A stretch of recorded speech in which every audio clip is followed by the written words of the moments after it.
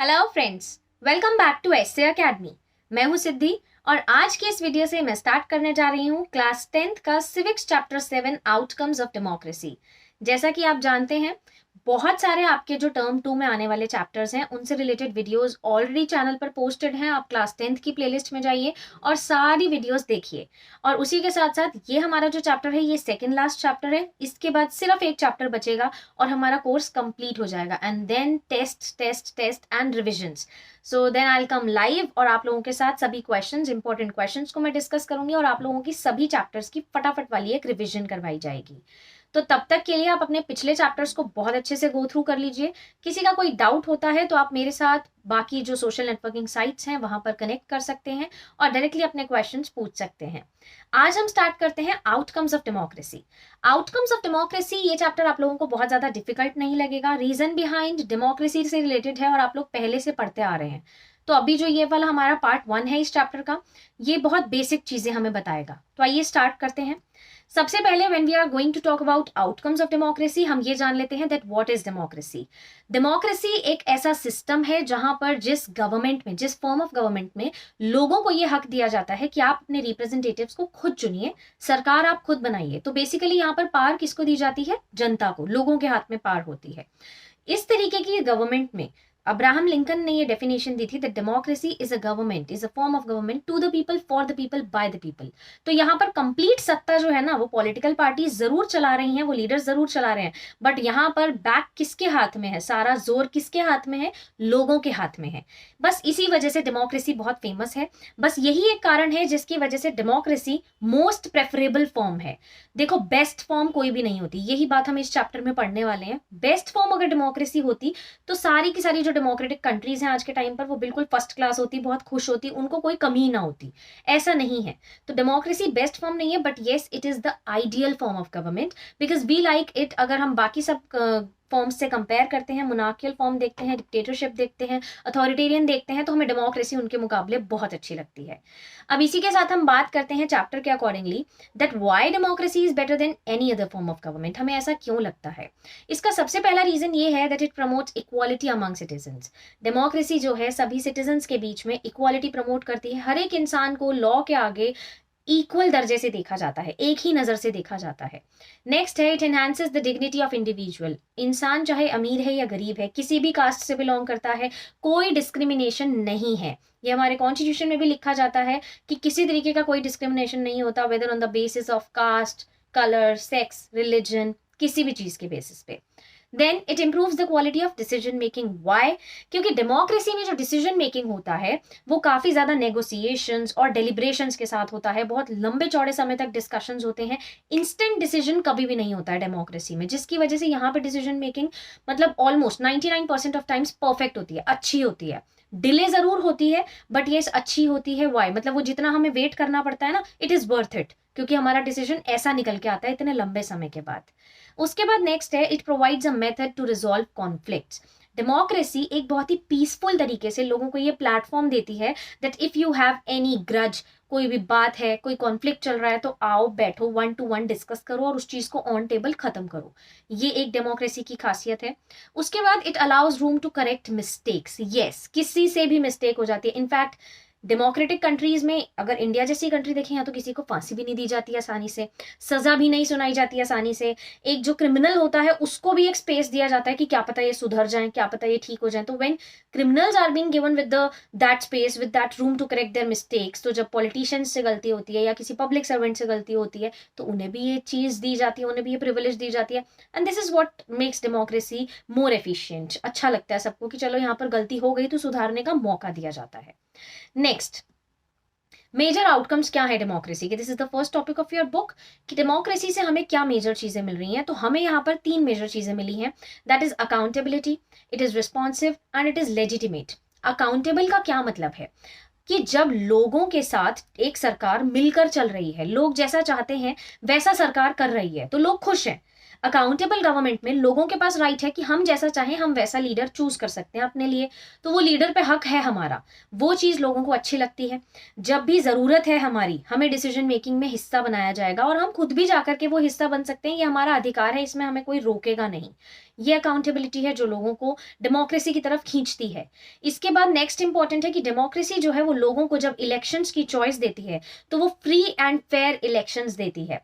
Free और fair elections होते हैं जिससे हर एक सिटीजन वोट करने के लिए आता है, वो इलेक्शन में हिस्सा बनता है, उन सबको पता होता है कि हमें क्या क्या आगे पॉलिसीज प्रोग्राम्स मिलने वाले हैं। और इलेक्शंस के साथ साथ डेमोक्रेसी जो है वो लोगों को एक प्लेटफॉर्म देती है फॉर ओपन डिबेट, जिसको जो चाहिए वो बोल सकता है, जो चाहता है वो एक्सप्रेस कर सकता है। ये हमें राइट भी दिया गया है, freedom of speech and expression. तो ये सारी चीजें जो हैं ये हमारी एक सरकार को अकाउंटेबल बनाती है, जहां पे लोगों को डर नहीं लगता, लोगों को ये नहीं लगता कि हम सरकार के आगे कुछ बोले या ना बोले। वी आर फ्री, हम सरकार से पूरी तरीके से कांटेक्ट में हैं।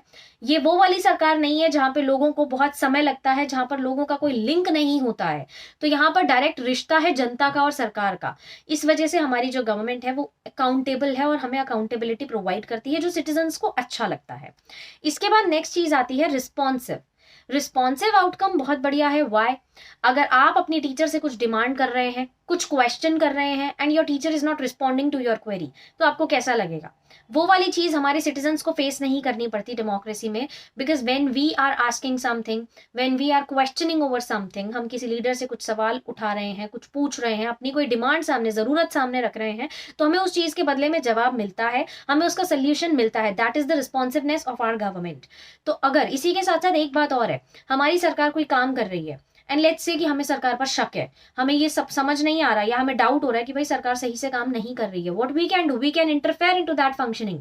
हम इंटरफेयर कर सकते हैं, हम पूछताछ कर सकते हैं, we have right to information. हम जान सकते हैं कि भाई सरकार कर क्या रही है, क्या चल रहा है, क्या पॉलिसी बनाई जा रही है, what are you people going to do, what are you planning, वो सब हमें बताओ। एंड सरकार को वो बताना पड़ेगा, ये अच्छी बात है क्योंकि रिस्पॉन्सिवनेस है। यस, डेमोक्रेसी थोड़ी सी फेमस नहीं है, जब बिल्कुल प्रॉपर फाइल्स लोगों के आगे शेयर करने वाली बात आती है वहां पे थोड़ा सा लैक कर जाती है, but still it is responsive. Why responsive? क्योंकि लोगों की प्रॉब्लम्स को डिस्कस किया जाता है, उनकी प्रॉब्लम्स को डिस्कस करने के बाद उन्हें रिजॉल्व किया जाता है, तो वो रिस्पॉन्सिवनेस लोगों के लिए बहुत ज्यादा यूजफुल है। And next, last but not the least, legitimacy. अब डेमोक्रेसी जो है ये एक ऐसी गवर्नमेंट है जिसे प्रॉपर लीगल तरीके से, लेजिटिमेसी का मतलब है विच इज लीगल तरीके से सरकार को हमने चुना है। तो जब हमने चुना है तो इसका मतलब सरकार ये बात बहुत अच्छे से जानती है, जो लीडर को, जिसको हमने उस सीट पे बिठाया, वो भी ये बात बहुत अच्छे से जानता है that legally when we had a way to choose you, जब हमने आपको एक सीट पे बिठा दिया तो हमारे पास ये अधिकार भी है कि हम आपको सीट से नीचे उतार सकते हैं। तो लीगली हमारे पास 5 साल का टाइम पीरियड होता है जिसमें हम ये जज कर लेते हैं कि ये बंदा काम कैसा कर रहा है। काम अच्छा लगता है तो हम सरकार को होल्ड करते हैं, सपोर्ट करते हैं, आगे प्रमोट करते हैं। नहीं अच्छा लगता तो we have legal rights enough कि हम उस इंसान को वहां से हटा सकते हैं। तो बेसिकली ये जो लेजिटिमेसी है हमारी गवर्नमेंट की, डेमोक्रेटिक फॉर्म ऑफ गवर्नमेंट की, ये लोगों को राइट्स देती है, फंडामेंटल राइट्स मिलते हैं हमारी कॉन्स्टिट्यूशन में जो हमें लिखे हुए मिले हैं, जिसमें हमें ये कहा गया है साफ साफ कि अगर हम चाहें तो हम अपने फंडामेंटल राइट्स को जैसे यूज करना चाहें वैसे कर सकते हैं। Yes, there are some situations जहां पर डेमोक्रेसी लोगों को अच्छी नहीं लगती है, इनएफिशिएंट लगती है। वाई इनएफिशिएंट, उसके बारे में बात करते हैं। क्योंकि डेमोक्रेसी जो है डिले डिसीजन मेकिंग करती है, मैंने ये बात शुरुआत में आपको बताई थी। यहाँ पर जो हमारे डिसीजंस होते हैं वो काफी नेगोशिएशंस के बाद लिए जाते हैं, काफी बड़ी सी पूरी पैनल बैठता है, पूरा कैबिनेट बैठता है, वो डील करता है, सारी प्रॉब्लम को देखता है, समझता है, इसमें काफी महीने लग जाते हैं। चाहे ये कोई पॉलिसी को इनैक्ट करना हो, चाहे ये कोई लॉ बनाना हो, चाहे ये किसी मुजरिम को सजा देने की बात हो, हर चीज में हमारी डिले डिसीजन मेकिंग होती है क्योंकि सोच समझ के बहुत अच्छे से आगे लाया जाता है। अब हम ये सोचते हैं, हमें ये लगता है, बहुत सारी जनता को ये लगता है कि ये गलत है, ऐसा नहीं होना चाहिए, डिले डिसीजन मेकिंग बेकार है, इंस्टेंट डिसीजन होना चाहिए। बट वहीं हम एक इसका ऑपोजिट पार्ट, एक ऑपोजिट पर्सपेक्टिव से देखते हैं। सपोज हमारी सरकार एक क्विक डिसीजन ले लेती है, फटाफट डिसीजन ले लेती है, सोचती नहीं है ज्यादा, उस चीज में बिल्कुल इंडल्ज नहीं होती है और कल को कुछ बुरा हो जाता है, मतलब वो डिसीजन लोगों के हित में नहीं निकलता, हमारे अगेंस्ट हो जाता है, या उससे कुछ फ्यूचर में कोई परेशानी झेलनी पड़ती है। What are we going to do then? हम सरकार को ब्लेम करेंगे, हम सरकार पे क्वेश्चन उठाएंगे और सरकार उस टाइम ऐसी सिचुएशन में खड़ी होगी कि यार अगर मैं डिसीजन देने में डिले करती तब आप लोग मुझे सुनाते, अब मैंने जल्दी दे दिया तब आप लोग मुझे सुना रहे हो। इसीलिए हमने बहुत सोच समझ के सरकार को, डेमोक्रेसी को डिले डिसीजन मेकिंग दे रखी है, which yes at some points make it inefficient. लोगों को बेकार लगता है कि इतना डिले डिसीजन नहीं होना चाहिए, मतलब थोड़ा तो क्विक होना ही चाहिए। इसीलिए कुछ लोग पसंद नहीं करते डेमोक्रेसी को। इसके साथ साथ है daily routine tales of corruption. Yes, democracy is famous for corruption. तो कोई फॉर्म ऑफ गवर्नमेंट परफेक्ट नहीं है, ये मैंने आपको बताया। It is ideal form but it is not the best form. Corruption बहुत ज्यादा है डेमोक्रेटिक फॉर्म ऑफ गवर्नमेंट में। We use to have a daily 1-to-1 stories जिसमें हम करप्शन के बारे में देखते हैं। काफी सारे पॉलिटिकल लीडर्स जिनको डेमोक्रेसी के जरिए एक तरीका मिल जाता है, काला धन छापने का। तो डेमोक्रेसी वहां पर लैक करती है। रूट्स में करप्शन है, हम चाह कर भी नहीं हटा सकते, इतना ज्यादा करप्शन है। इसके बाद डेमोक्रेसी कभी कभी ऐसा हो जाता है कि पॉलिसीज तो बनाती है, प्रोग्राम्स बनाती है, बट उनको प्रॉपरली ना फॉर्मुलेट नहीं कर पाती, लोगों के आगे ला नहीं पाती, जिसकी वजह से लोग फ्रस्ट्रेट हो जाते हैं। उनकी नीड्स, उन्हें ऐसा लगता है भाई हमें इग्नोर किया जा रहा है और हमें प्रॉपरली हमारी डिमांड्स को पूरा नहीं किया जा रहा। तो वो हमारा जो प्रोसीजर है, उस प्रोसीजर की वजह से कभी कभी डेमोक्रेसी यहाँ लैक करती है और लोगों को इसकी वजह से भी डेमोक्रेसी अच्छी नहीं लगती है। So this was basically the first part of your chapter.